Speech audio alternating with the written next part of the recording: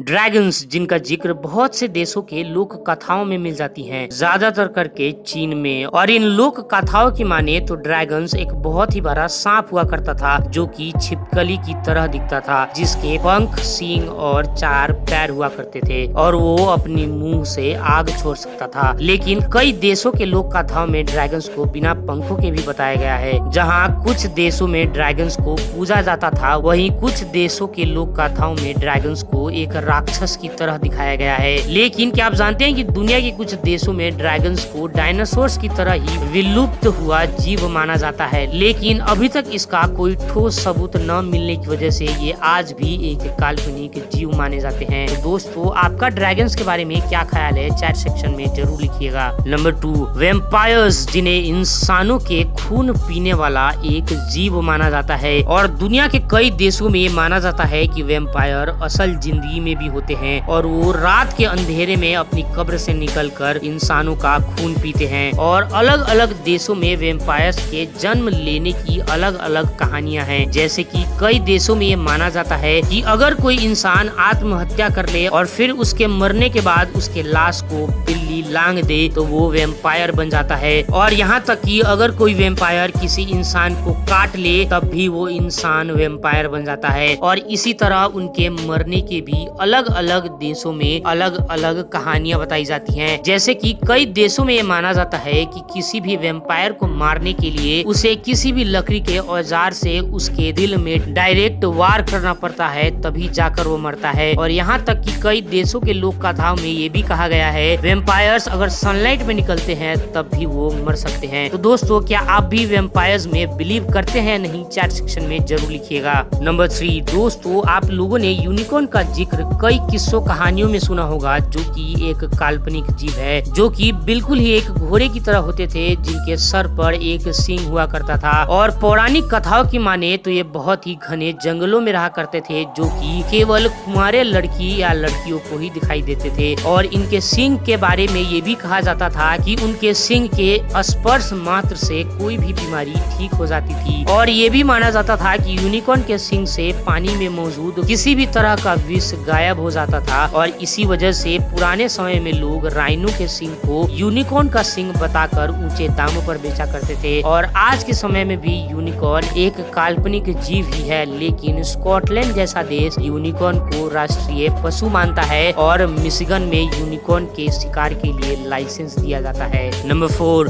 Werewolf या फिर भेड़िया मानव के बारे में ये कहा जाता है कि वो एक ऐसा जीव हुआ करता था जो कि खुद को इंसान से एक आदमखोर भेड़िए में बदल लेता था, जिसके बारे में अलग अलग देशों में कई लोक कथाएं हैं, जिनके मुताबिक कोई भी व्यक्ति जिसे श्राप मिला हो वो चांद को देखकर वेयरवुल्फ बन जाता है, या फिर अगर किसी इंसान को कोई वेयरवुल्फ काट ले तब भी वो व्यक्ति वेयरवुल्फ बन जाता है। यहाँ तक कि कई देशों में ये भी कहा जाता है कि वेयरवुल्फ मरने के बाद एक वैम्पायर बन जाता है। लेकिन क्या आप जानते हैं कि जिस व्यक्ति को लगता है कि वो एक वेयरवुल्फ है, उस बीमारी को लिकेंट्रोफी कहा जाता है। लेकिन आज तक ऐसा कोई भी ठोस सबूत नहीं मिला है कि वेयरवुल्फ असल जिंदगी में होते हैं, जिसकी वजह से वेयरवुल्फ को सिर्फ एक काल्पनिक जीव ही माना जाता है। तो दोस्तों, इस वीडियो में इतना ही। आई होप आप लोगों को ये जानकारी अच्छी लगी हो। अगर अच्छी लगी है तो किसका इंतजार कर रहे हैं, उस रेड कलर के सब्सक्राइब बटन को दबाकर मेहमान से इस फैमिली का हिस्सा बने और उस घंटी को बजाना मत भूलिएगा। तो चलिए मिलते हैं अगली वीडियो में, और जाते जाते हमारे वीडियो को लाइक और शेयर करना मत भूलिएगा। Thank you for watching.